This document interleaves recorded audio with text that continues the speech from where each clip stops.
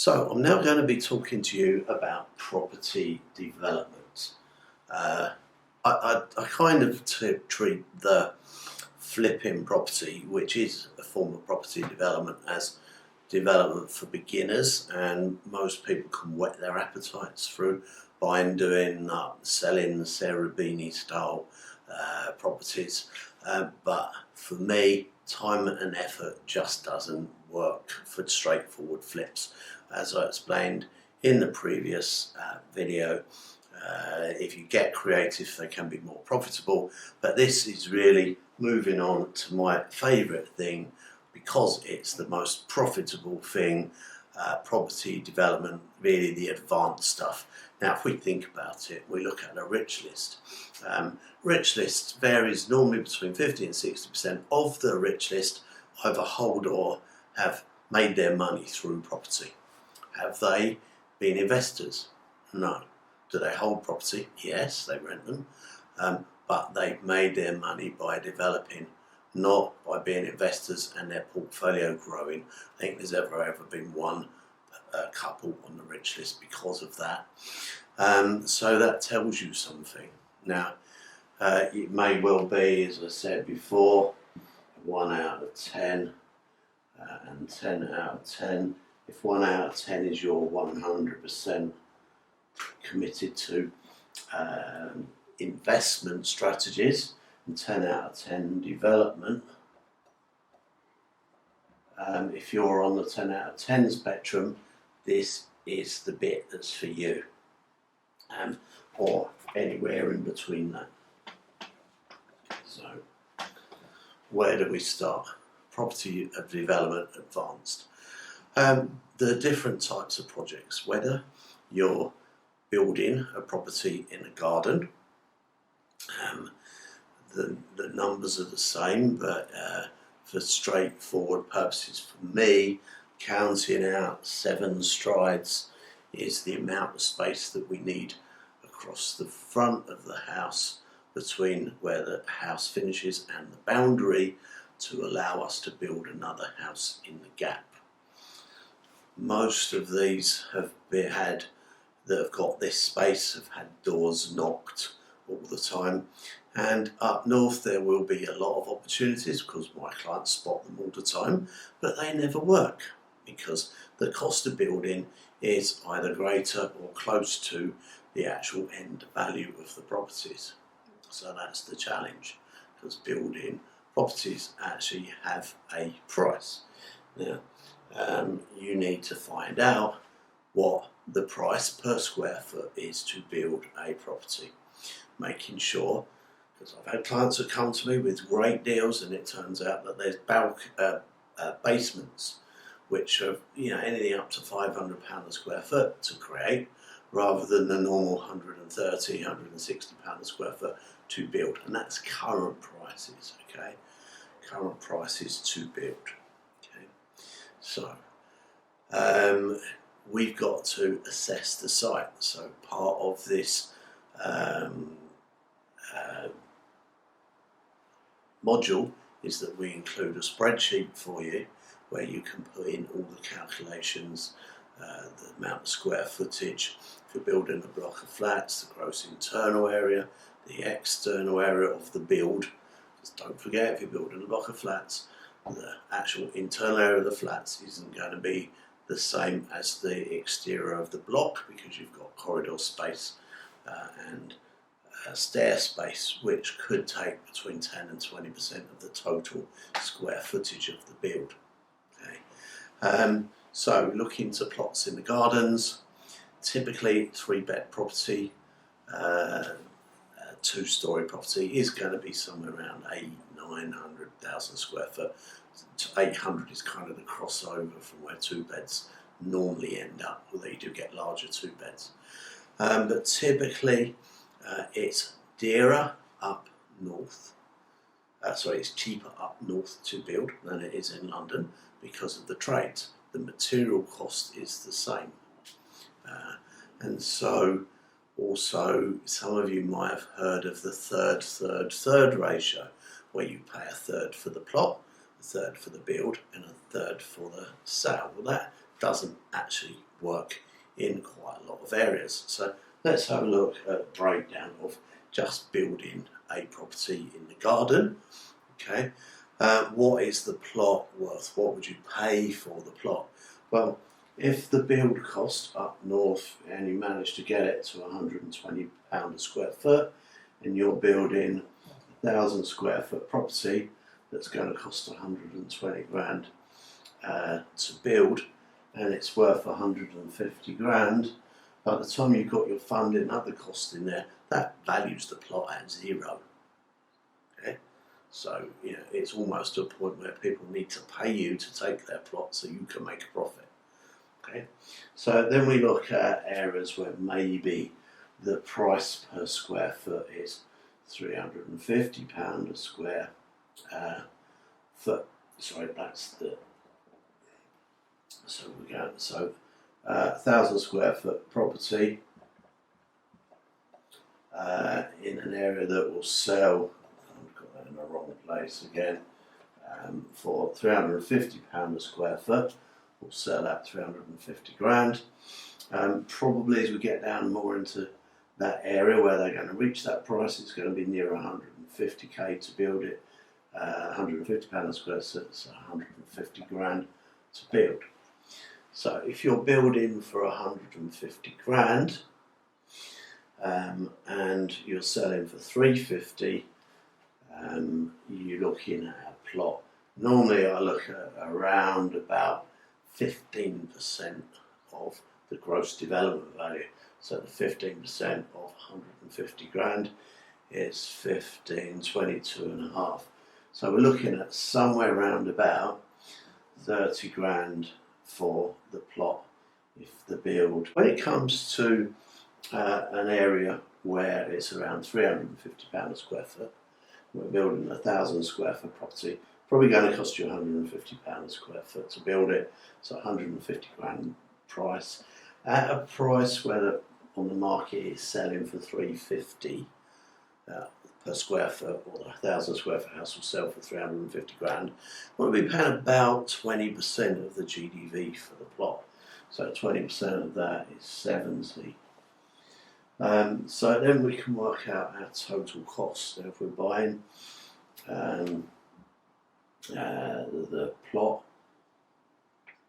if the build cost is 150 grand and the plot price is 70, 9, 10, 11, 12, 1, 2. We're looking at a total cost of 220 grand to build the property and build the plot out. Now, I always just apply 20% of the purchase price plus the build price. So 20% of 220 is 20, 40, 44 grand. So 264 grand, leaving a reasonable profit there if you can buy it at 20%. Now there are going to be other potential costs like SEAL, Community Infrastructure Levy or Section 106 that you need to take into account when doing these. But you're going to look at paying somewhere around about 70. You may pay a little bit more for it, but you're going to reduce the profit. So, but that shows you that if you're building something that can sell for £350 a square foot, you're going to end up with a profit, and it's worth doing, providing you can buy the plot that's the right price. If we go on to an area where it's £1,000 a square foot, we're probably talking about building at £200 a square foot, because £1 million house. So we're talking about 200 grand to build the property, and an end value at £1,000 a square foot is 1 million. So again, the ratio, there's no such thing as a third, because you can see that you're going to pay more than a third for this plot. Okay, and this you wouldn't want to pay anything. So that just explains, if you are developing, you need to be able to work these calculations out. As I said, Up north, it's cheaper to build because labour costs are cheaper than down south. Day rates of builders are quite a lot more expensive as we come into London. So actually the way that you build, you tend to build quicker, more expensive cost buildings in London, and up north it's the things that take a little bit more labour to build but are slightly less cost. So the structures can vary slightly from north to south of England. Okay, so that kind of deals with just straightforward plots. We can also be looking at other developments where we're buying an office block, which is the commercial to resi. Now, the two probably most successful clients I've ever had have both done this strategy. And it's quite an in-depth when you actually get to a level where you start taking on a finance director on profit only, and in order to raise funds, and a building director to build it out. That's like someone's got quantity surveyor and building experience to manage the build projects and put a whole team together. Some of my clients they built properties with £5 million purchase prices. I've had a client with a 22 million GDV project. So right across the spectrum, I've seen my clients building stuff.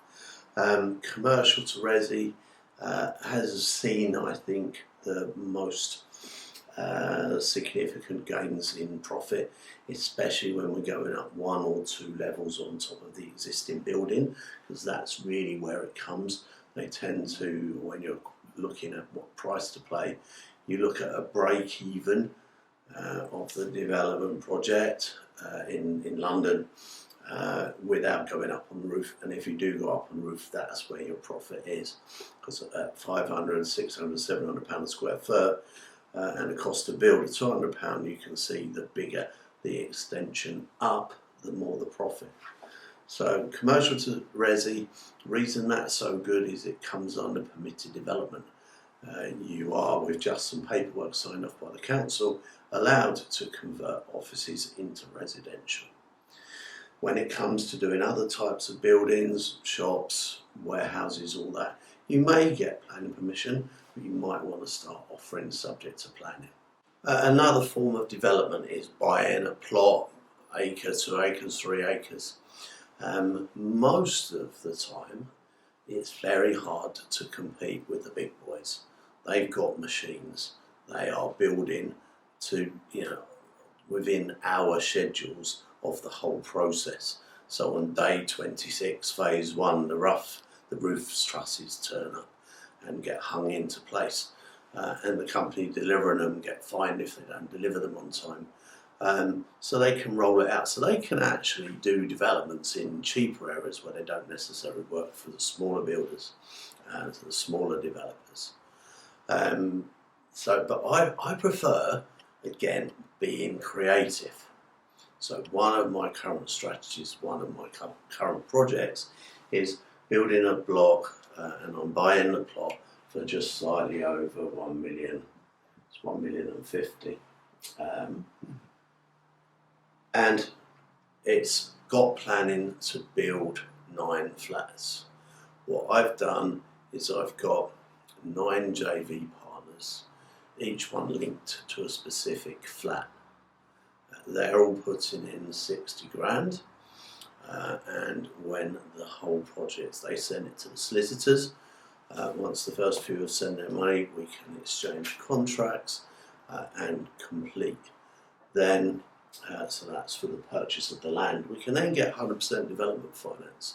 And then as we build out the land, going back 100% development finance, if we take a 40%, 60% loan on the land, then the development finance, that's slightly different because you'll have to build the first phase and then the development finance will kick in. So that's slight, need to understand how that works if you're actually running a project. But taking on board 9 lots of 60 grand, for instance, it might be 80, it might be 70, depends on the end values and profits. Normally the build cost is somewhere around about £1 million, and we're building 650, 750 square foot 2-bed apartments typically. This one's actually in Croydon. So 9 lots of 60 grand. I don't need any cash to do this, okay, because I'm using the famous other people's money. Once the project is built, and I work with an architect that I give them a fee plus a commission, and they manage the whole thing. When the first few flats sell, the solicitors take that money and pay off for the land funding and the development finance. Once that's paid, the solicitors then collect all of the money from the rest of the sales until we're finalised. And although all the flats might be slightly different sizes, slightly different build costs, slightly different sale costs, we average the whole thing out so everyone gets a 9th share of half the profit. So basically they're putting in 60 grand for 50% share of the profit. Because there's individual titles assigned to each person, that makes things a little bit more straightforward from the legal aspect. But the bottom line is, when these cash out, the investors will cash out their 60 grand plus somewhere around about 40-50 grand profit. And the profit that I'm going to be making is somewhere around the £400,000-500,000 profit for not putting any money. So for me, building a block of 9 flats, no money in, £500,000 profit at the end, wind it up, do more than 1 a year, maybe do 4 a year, maybe we do 12 a year. We're just gearing up to that at the moment, but it's something that can be replicated depending on your comfort zone. A beginner is not really going to want to build a block of 9 flats, so it's not for the faint-hearted beginner. There are things that could go wrong, but if you've got the right team around you, you will deal with most of it fairly comfortably. When it comes to sell, we're looking at using the Help to Buy scheme.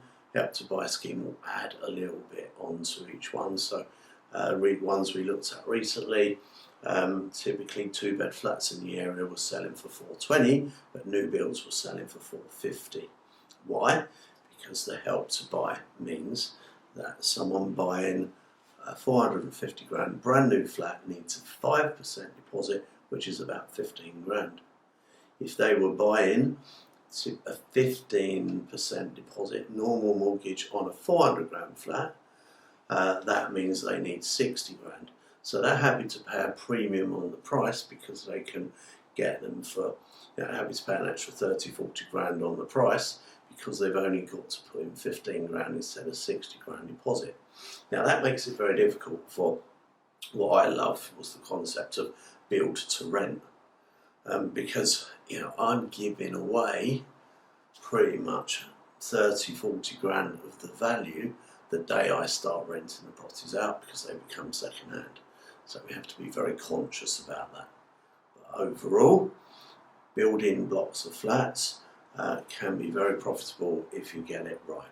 One thing you must remember when you're looking for properties is the agent, the commercial agent who's selling the plots, selling you the office block, selling you the warehouse, whatever, when they get a deal in, where are they going to go with it? Okay? Because my clients come to me and they go, they're all excited because they found this deal and it's on the market. And I'll just say to them, do you know what? Unless our creative ways of doing things recover the project enough so that there is a profit, the chances are there is no profit or no deal. Why do I say that? Because you look at it, reverse engineer, as the agent goes, when they get a good deal in, to their 2 or 3 or 4 people that buy most of their stuff. When they are buying, they'll buy it. If they're not buying because they're in the middle of a project, then maybe they won't, they'll go to one of the others. But they have that little core of people that buy from them, and they buy anything that works financially. because it's just a churn business for the serious developers. So what happens if the deal doesn't quite work out numbers wise? Well, they try and get the seller to budge on price and explain it to them, and if the seller won't budge, then that puts us everyone in a situation. So what do? They put it on the market for the, how do I call it, the Mr. and Mrs. Smith, who aren't really experienced because they don't know what they're doing, and hope that someone will come along and buy it. Sometimes you can sit down with the vendor and explain the situation. One of the most common ones we get with estate agents dealing with them is where they see a house that's worth $1 million, the plot's probably worth 150 grand next to the house, maybe even 200 grand. So they go, right, the house is $1 million, the plot's 200, therefore we're going to sell it for 1.2 million, or even, let's sell it for 1.3. What they forget is that the buy-sell cost of the £1 million property, which can run up to 200 grand by the time you paid stamp duty and everything, will put the price of the plot up from the 150, 200 they're charging right up to 400, and totally make it not work. Now, we've got one of them at the moment where the numbers are they want 600 for it because the house is worth 5, the plot's worth 100. And they want 400 to go. They need 400 for the deposit on the house they're buying. So it makes it very difficult to do a delayed completion or be creative. So what we're doing is we're buying it a limited company, and the proposal to them is that they get 75% of the money on day one. We retain the balance in the limited company, the purchasing company, to cover the deposit. And this is all subject to planning because we want to know that the planning is okay. And we sell their property for 500 and they get the balance. And then we build the plot out and they get 25% of the profit. That's starting to get a little bit more creative, and that kind of works quite interesting. They get their 400 day one, they get their other 100 and their other 100 later on. But they get what they're asking, which is too much. But by being creative, it becomes not too much. Lots of other things we've done where we can create win-win for vendors. A gentleman was in arrears, I think it was 28 grand on his mortgage. Property was worth about £1.2 million. He loved it there. Him and his wife lived there for many, many years, just retired, hadn't paid his mortgage for a year, hence 28 grand. His mortgage was only 300 plus the arrears, 328. And my marketing, the pay-per-click marketing I do, basically says if you've got a property that has got potential to either convert into flats, to extend, to go in the loft, possibly even basements or a combination of all that, but you can't afford to do it, call me and we'll have a look. And then I go out and try and create a win-win. So let's have a look. Can this be a win-win for the vendor?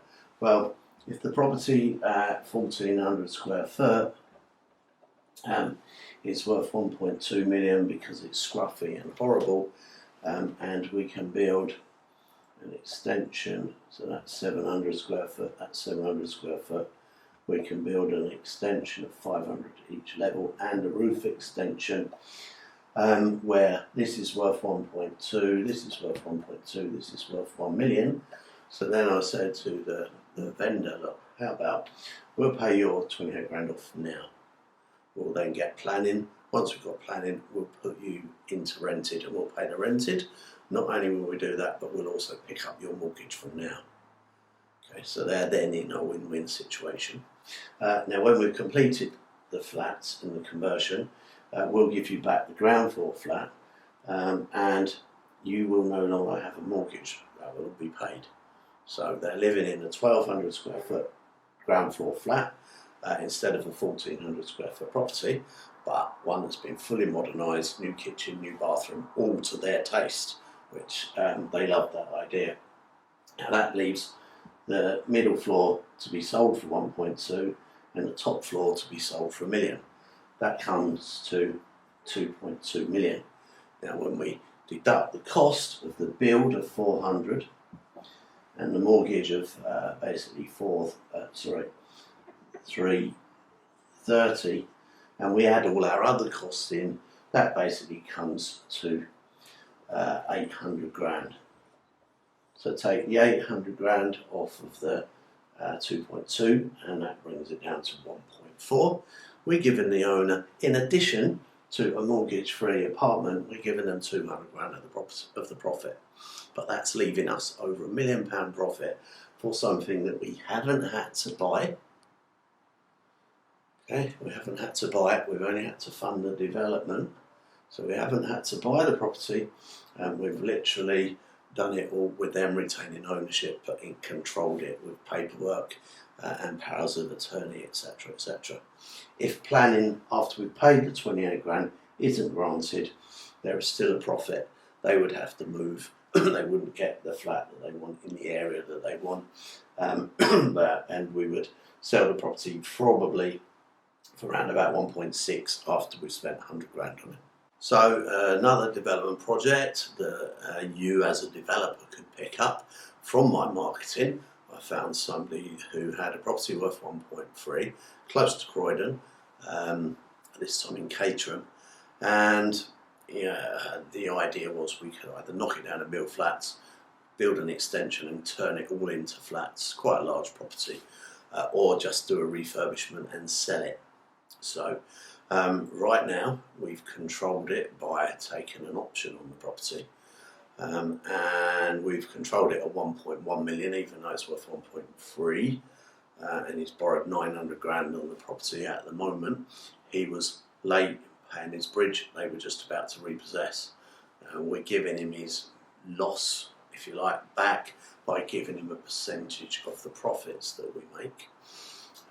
So worst case we still win, but he's been bailed out of his situation. Now if we get the planning that we want, and we could knock down the house and build a block of 20 odd flats, there is a £3 million profit in it. Once we've got the planning, we would get development finance, we would pay off all the existing money that we owe, we'd pay off the existing bridge that he's got. We'd then build the properties out using development finance, and because of the NGDV we would be 100% funded. Alternatively, if we get to convert it and build an extension, we'll still have to complete and buy it. Fortunately it's in a company, so we're not having to pay the full stamp, only the stamp of the company that owns the property, so we're buying the company, not the property. The property is owned by the company. And again, that's got a really nice profit, over £1 million. He ends up just getting the figures that we've quoted him, with around the 1.1, and we can recover our costs against that as well. So that's still going to leave us with a reasonable profit. Failing that, if we don't get planning at all, again, we don't complete on it, we just refurbish it and then sell it. And when we sell it, we'll still make a profit because we haven't had the cost of the stamp duty and the cost of the mortgage while we're buying it. We've actually carried it from him. So that is another structure and another way of doing projects, development projects that make a lot of money, but without having to put too much in, because three-dimensional thinking that I do allows us to financially engineer the deals and structure them in a way where we have to put less in, far less than traditional methods, in order to come out with a nice profit still at the other end. So if you want to do these particular deals, there's two ways of finding them: either direct to vendor, which is much easier to negotiate, or through estate agents. Through estate agents is not easy because some of the larger estate agencies don't like this. Their compliance department don't agree with delayed completions. However, the smaller estate agents will, if what's in for them is a nice profit. So how I'd rather do it is to send letters to people for properties that meet a certain criteria. Now that criteria is that they've been on the market for 8 weeks or more. So if they've been on the market for 8 weeks or more, they are overpriced. Okay, and we need to recover that overpricedness by building an extension. What we're actually doing is we're building an extension on land that hasn't cost us anything, other than recovering the overpricedness. Let me explain. A property that should be sold at 500, that's immaculate. The owners think it's worth 550. It's not selling because it's overpriced. That's not something we're interested in. Something that is worth 500, done up and really nice, and the owners have got it on the market for 450 because it needs a 20 odd grand refurb to make it worth 500, is not selling because it's overpriced. But the refurb will recover that overpricedness. So if we can build an extension on it, greatly enhance the value, then we can make a large profit from building extensions on properties that don't belong to us. Okay, it works really, really well if you get it in the right price bracket. How do we find them? We look on Rightmove for properties that meet the right criteria, and then we write to them. Okay, my mentees, I give them the letters to write, and we give them all sorts of help with how to send them out, etc. What we do, we send the letter out to people that have been on the market for 8 weeks or more, because by then the contract's coming to the end with the agents, and also it wouldn't work offering something creative for something that's only been on the market for a few days. They need to be at least £400 per square foot area, because if we are going to build a 1,000 square foot extension and it's in a £500 per square foot area, the extension is going to cost a little over 100 grand to build, plus the refurbishment, but the value is going to go up by £500,000. So providing certain things, so we'll look into that in a second. Okay, so area, 8 weeks or more on the market, £400 per square foot or more, with potential to extend is important. So really, if that's the road, it needs to be sitting on the road like that and not like that, because we want to build here, not here. Okay. So that's another thing to look out for. It's far better if they're tired, run down, scruffy, smelly. Also, it helps if they're empty. Quite often we get properties that are probate that are empty, where we can offer the people, and I normally offer 25% of the profit. So bear in mind, we're not buying the property. We've not got any cost other than the refurb and the solicitors to tie it up. It really does need to be tied up properly. We keep power of attorney and that type of thing, in case the owners have got other ideas and they decide, thank you for doing my property up, I want to move back in. That can't happen, so we've got to make sure that doesn't happen. Got to watch out and be conscious for the ceiling price in the road. There's no point in getting a property that's the dearest in the road at £1 million and then turning it into a £2 million house when all the surrounding area isn't over £1 million, because no one's going to buy it. And as a final note, I don't like dormers because they're hard to value. So, you know, a 4-bedroom dormer bungalow normally means 2 upstairs and 2 downstairs. It's not a bungalow, so people wanting bungalows have now got stairs and rooms upstairs. It's not a 4-bed house, so where do you keep the 3 young kids and which room do you go in? So they do have a value, but you do not compare dormer prices with 4-bed house prices or 3-bed or 2-bed bungalow prices, anything like that. It's just a total mess up. So you can create a marketing campaign that you send out the letters, they go, you deal with the letters. My mentees, I tend to actually, when my clients are there, speak to the vendor directly so that there's no misunderstandings, because after I taught people there was a lot of Chinese whispers involved and I was getting all sorts of different feedback about when do you complete from the agents, like, and I was saying to my clients, well obviously they don't understand if they think we're going to complete. Oh yes they do. No they don't, because we're not completing, we're assigning, we're selling on. Okay. So we've got an assignable contract to sell on. Also, got to be careful when dealing with estate agents, with solicitors, because when the vendor goes to their solicitor to explain to them exactly what they're trying to do, normally if it's a normal conveyancing solicitor or old school fuddy-duddy, they just turn around and go, wouldn't do that, and you've lost them. However, if you warn them up front that if you've just got a conveyancing solicitor or an old fuddy-duddy who can't be bothered to come up with a contract to protect you and also to help you make this extra profit, then please come back to us and we'll give you recommend one that will do it. And we can take it a stage further and offer to pay their legal fees because they already know the contract. It's only £1,000. However, if they want to use their own commercially minded solicitor, it may run up to £2 or £3 grand, and we'll pay the first grand. So there's a whole raft of things that go with these.